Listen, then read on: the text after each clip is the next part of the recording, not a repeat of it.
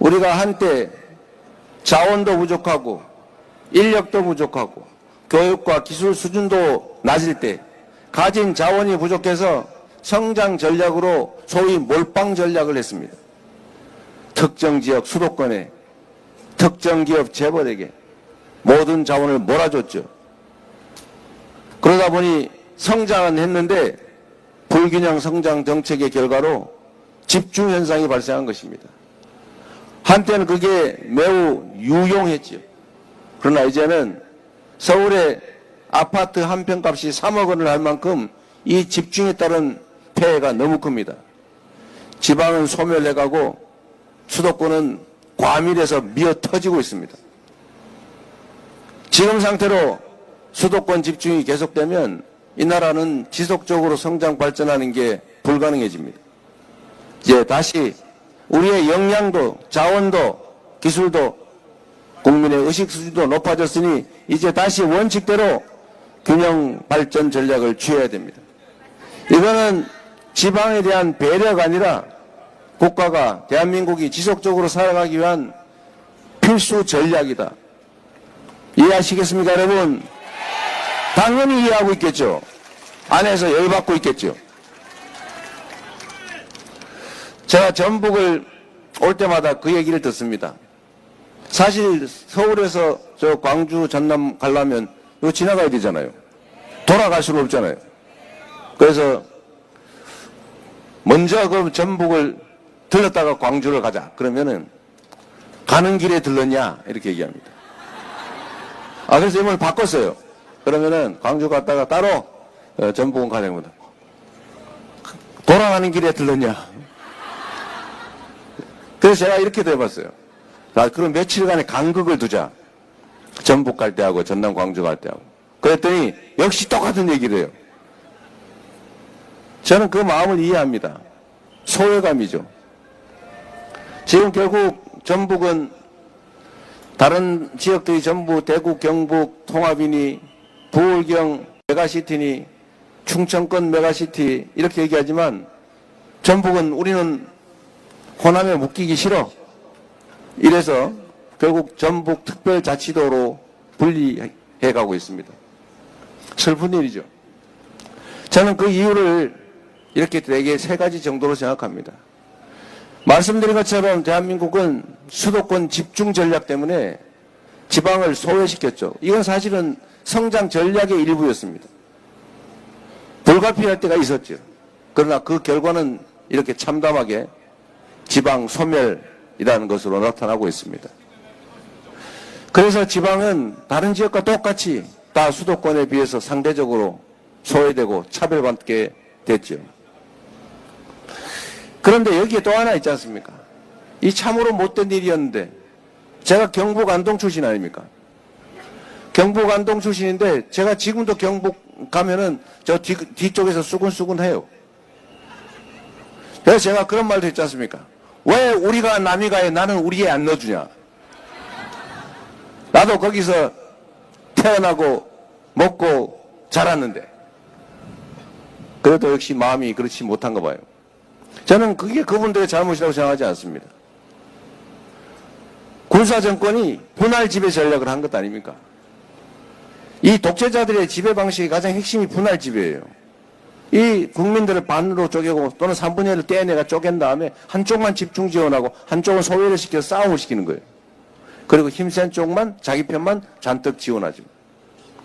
그래서 지금 산업 기반들이 사실은 동쪽으로 다 몰린 거 아닙니까?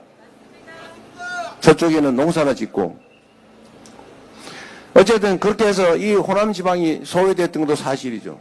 최근에 와서 일부러 그러는 경우는 없어지긴 했지만 이미 그게 너무 크게 고착화된 겁니다. 그런데 거기다가 그 이중의 소외에다가 전북이 또 호남에 뭘 지원한다 그러면 꼭 광주 전남에만 한대. 그런 생각을 갖는 거 아닙니까? 아니 사실인지는 제가 잘 모르겠어요. 사실은 전남 광주도 가면 광주에다 주로 하지 전남에다 하지 않아요. 근데 하필이면 광주가 전남 안에 들어있어요. 그런 차이죠.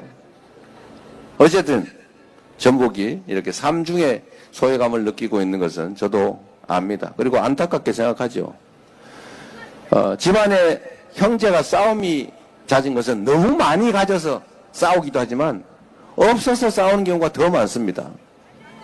얼마나 그걸 들여다보고 있는 부모의 마음이 쓰리겠습니까? 똑같지요.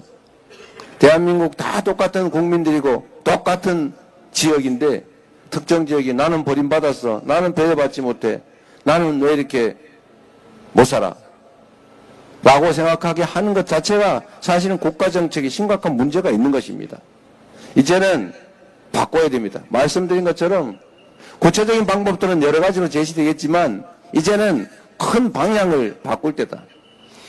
서울의 수도권, 경기, 인천에 제가 경기도에 시장도 하고 도지사도 했지만 저는 그때도 얘기했어요. 수도권 규제 완화 열심히 얘기하면 저는 그거 안 된다. 국가 균형 발전해야 된다. 그러면 주변의 참모들이 야 그런 얘기하면 팍 떨어져. 에? 저 균형 발전하자 그러면 사람들이 싫어하지. 그런데 여러분 우리 국민들의 위대함이 바로 이런 데 있습니다. 국민들 그렇게 생각하지 않습니다. 제가 성남시장 경기도지사 하면서 수도권 규제 완화에는 언제나 반대.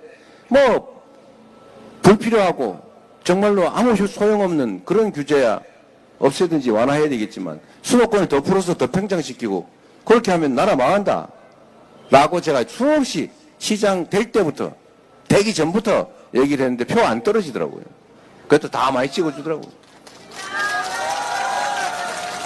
이 공공기관 지방이전도 사실 좀 비슷한데 제가 수원에 도청이 있지 않습니까?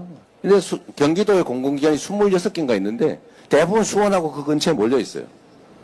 제가 거의 안 빼고 전부 다 북부 동부로 다 옮겨버렸어요.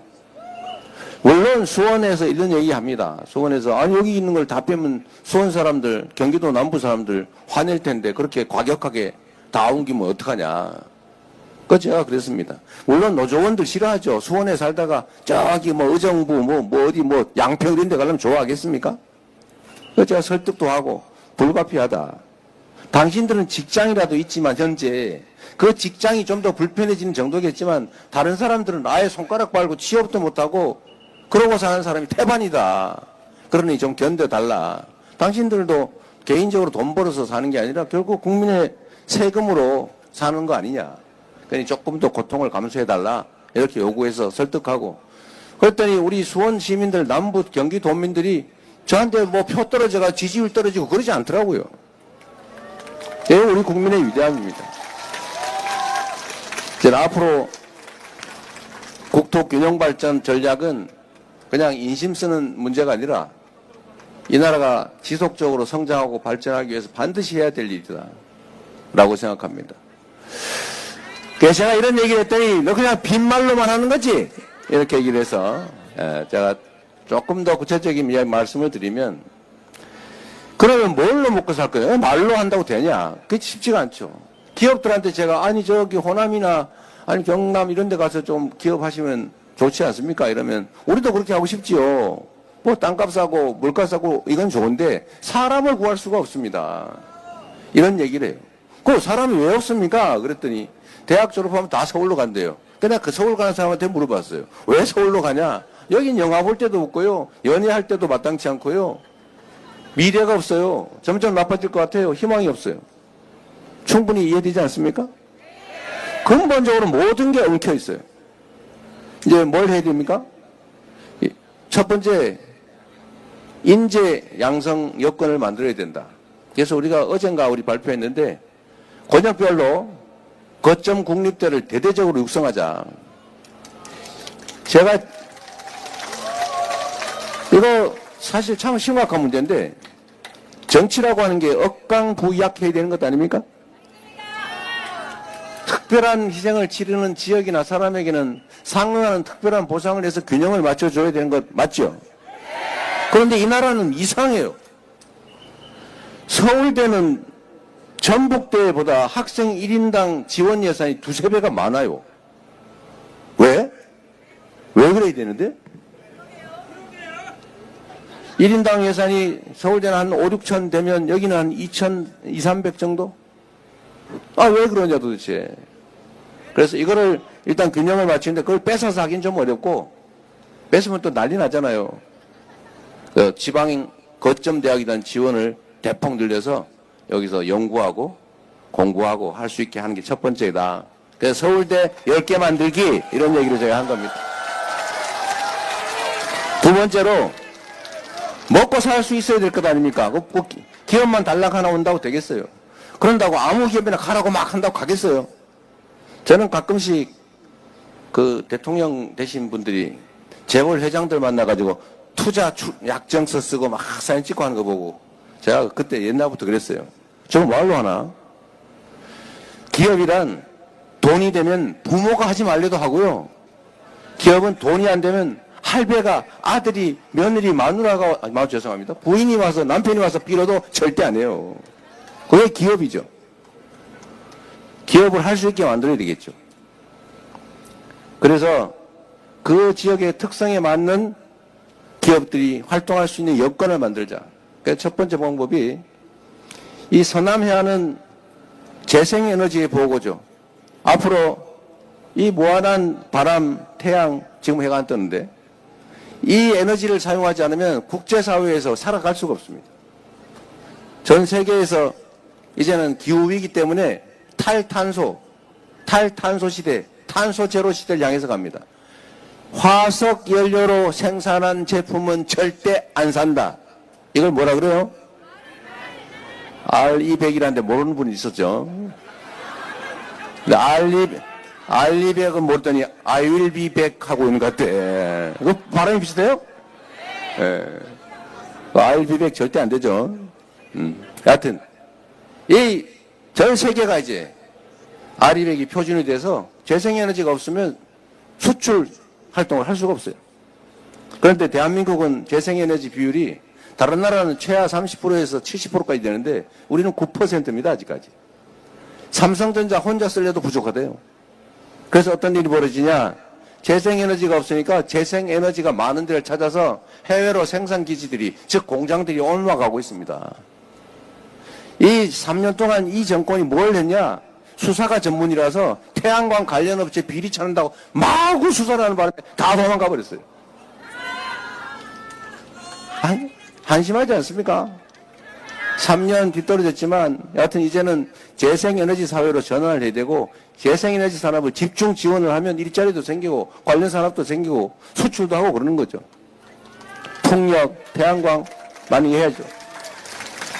근데 이게 전남, 전북, 충남 이 라인, 이 서남 해안이 경남 재생에너지의 보고입니다. 바람도 좋고 햇볕도 좋고 또 해안가들이 꽃 엄청 이래가지고 그 비어있는 공간들이 너무 많아요. 마치 사람 폐포처럼 여기에 재생에너지 산업을 집중 육성을 하면 됩니다.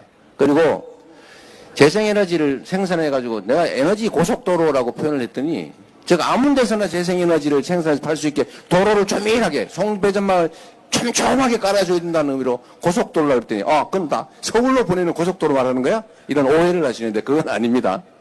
예, 표현이 그렇다는 거죠. 생산지 가격과 수요지, 원거리 수요지의 상품 가격이 같아요? 달라요? 어떤 게 정상입니까? 다른 게 정상이죠. 전북에서 열심히 배추 키워가지고 서울 가가지고 하면 수송비 들고 하니까 당연히 소비지 가격이 더 높겠죠? 근데 아닌 게 하나 있어요. 희한하게. 그게 뭐냐? 전기료입니다, 여러분. 누가 맞췄어요? 상품 드릴 수는 없고. 전기요금이, 이 송전 비용이 엄청나게 드는데, 전기를 생산하는 지역하고 소비지 가격이 똑같아요. 이러면 안 되겠죠? 전기 생산하는데 석탄 발전소 만들고 원자력 발전소 만들어서 위험하거나 아니면 환경오염 되는 데 사는 사람이 내는 요금이나 저기 멀리서 쓰는 에너지나 가격이 똑같아요. 이러면 안 되겠죠? 가격에 차등을 둬야 된다. 이게 진짜 시장주의죠.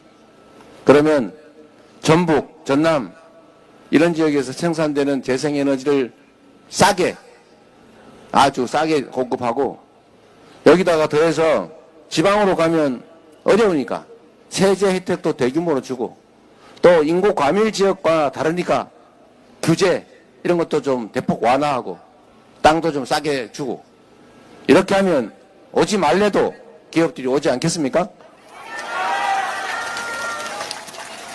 그리고 또 한 가지, 이 전북 그리고 익산 여기에 좀 관심이 있을 만한 일인데, 대한민국이 경쟁력을 가지는 요소가 몇 가지가 있어요. 그 몇 가지가 있는데 그 중에 하나가 저는 앞으로 문화라고 생각합니다. 문화, K컬처, K팝, K드라마, K푸드, K미용, 뷰티, 요새는 K민주주의까지. 이 문화가 전 세계에 엄청난 영향을 미칠 텐데 우리 김구 선생이 그런 말씀을 하셨잖아요. 내가 소망하는 바가 있다면 강력한 군사력으로 외국을 점령해서 식민지로 만드는 그런 걸 원치 않는다. 군사력은 나라를 지킬 정도면 된다. 그러나 강한 문화의 힘을 가지고 싶다. 문화는 누군가를 불행하게 하는 것이 아니라 누군가를 행복하게 하면서도 나도 행복한 일이니 이 문화가 강한 나라를 만드는 게 내 소원이다. 이렇게 말씀하셨어요. 훌륭한 말씀 아닙니까? 대한민국 국민들이 가진 문화적 역량이 엄청나요. 대단한 민족이죠. 전주, 익산, 전북, 호남, 이 예향 아닙니까? 문화의 고장. 이 문화를 산업으로 전환해야 돼요. 지금 일부가 성공하고 있죠. 넷플릭스의 상위권은 다 K드라마죠. 폭삭 속았수다 보다가 나도 무지하게 울었는데요. 우리 아내 모르게 우느라고 고생했어요. 네. 경상도 사람들 속에 남자가 울면 안 돼 뭐 이런 게.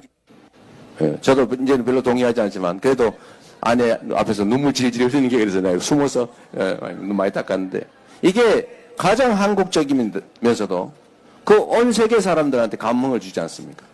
넷플릭스가 이 플랫폼이 우리나라 게 아니라서 별로 남는 돈이 우리가 별로 없어서 그렇지. 이제 그런 것도 우리가 만들어야 되지 않겠어요? 그래서 이 문화를 산업으로 만들고 이걸 수출하고 전 세계에 한류를 퍼뜨려야죠. 제가 보니까 시간 많으시죠? 외교 영역을 한번 살펴봤는데 우리가 해외 원조 사업으로 그러니까 ODA라고 그러죠. 해외 원조. 우리 원조로 받아 지금 원조로 합니다. 원조 예산이 1년에 6조 8천억이더라고요.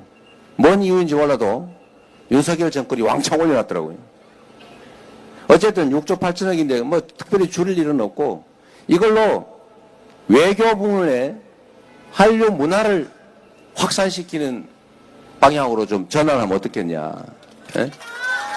그래서 또 보니까 외교 공간이 전 세계에서 인구 비중으로 따지면 제일 많아요. 뭔 외교 공간이 그렇게 많습니까? 그런데 외교 예산은 매우 적어요. 외교 인력도 매우 적어요. 그러니까 어디 외교 공간만 잔뜩 만들어 놓은 거예요. 그냥 관리만 하고 있는 거죠. 이런 것을 ODA 지원 사업과 맞물려서 한류를 알리는 그런 문화 거점으로, 한류 거점으로, 기업 활동 거점으로 만들면 좋지 않겠냐. 지금 하나의 예인데, 하여튼 문화산업이 앞으로는 큰 비중을 차지할 거고, 대한민국이 전 세계를 석권하는, 그야말로 K 이니셔티브의 첫 번째 K컬처 산업이 되지 않을까 싶어요. 그 중심이 저는 전북이 될 수 있다. 이렇게 생각합니다, 여러분.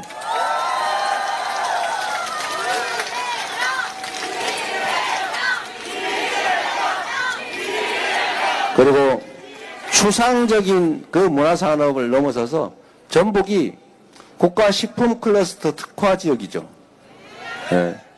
여기를 K푸드, 요새 여러분 그거 아시죠? 원래 김을 우리나라 말고 별로 안 먹었어요. 이 풀따기를, 바다에 나는 그 풀을 왜 먹어 도대체? 그런데 요새 김밥이 수출이 돼가지고 전 세계에서 한국 김에 대한 수요가 너무 폭증을 했습니다. 한국 김. 원래 일본이 조금 먹다가 이제는 막 유럽까지 김을 좋아해가지고 김밥. 오, 이렇게 맛있었어? 김밥 수출이 폭증하고 있어요. 비빔밥. 옛날엔 그 비빔밥 우리나 먹었지 뭐 다른 사람 안 먹었잖아요. 한국 음식이 건강식으로는 세계 최고입니다, 여러분. 그럴 수밖에 없잖아요. 근데 이게 요즘은 포장 수출이 가능하게 기술이 발전하잖아요. 전주 비빔밥 팔아야죠, 그죠? 전 세계를 상대로 전주 비빔밥 팔아야 될 거 아닙니까? 바로 이게 새로운 산업의 영역이죠. 여기 이 K컬처, K푸드 여기에 집중 투자를 해가지고 정부가 하나의 대표적 산업으로 키우는 게 우리의 계획입니다, 여러분. 그래서 대한민국 산업의 축은 1번 당연히 AI 중심의 첨단 기술 산업으로 전환해야죠. 두 번째 재생에너지 중심 산업으로 전환하고 세 번째 K 이니셔티브 문화산업 여기에 집중해야 된다. 이 3대 산업이 가장 중요하다고 생각해요. 그 중심 중에 문화산업의 중심 전북 익산 여러분 축하드립니다.